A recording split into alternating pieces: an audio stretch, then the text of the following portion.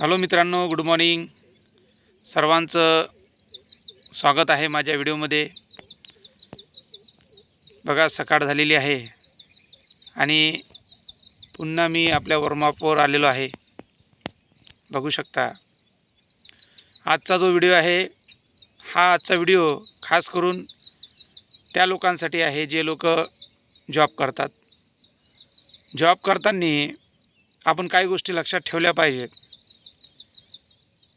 त्या जॉब करताना आपण जो महिन्याचे 26 दिवस किंवा 30 दिवस जो जॉब करतो, जी ड्युटी करतो, त्याच्यातून आपल्याला जे बेनिफिट भेटते, त्या बेनिफिटचा आपण जास्तीत जास्त 10 दिवससुद्धा ते पैसे आपल्याजवळ राहत नाही.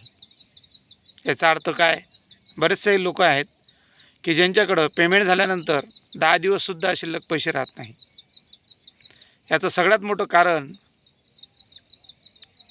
आपण आपला बजेट लिखित स्वरूपात लिहित नाही आणि लिखित स्वरूपात न लिहिल्यामुळे त्याचं मॅनेजमेंट आपल्याला समजत नाही आणि आपण बेधुंदपणे खर्च करत राहतो.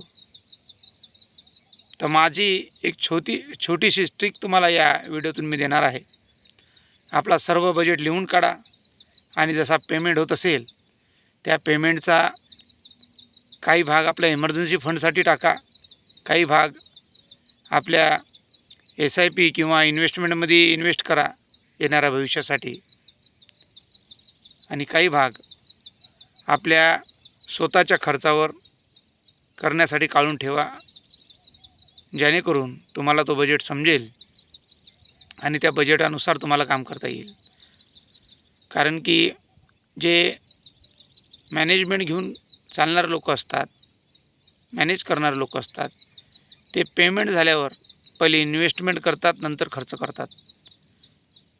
आणि ज्या लोकांवर सध्या कर्ज आहे ते या गोष्टी करत नाही, म्हणून त्या लोकांवर सध्या कर्ज आहे.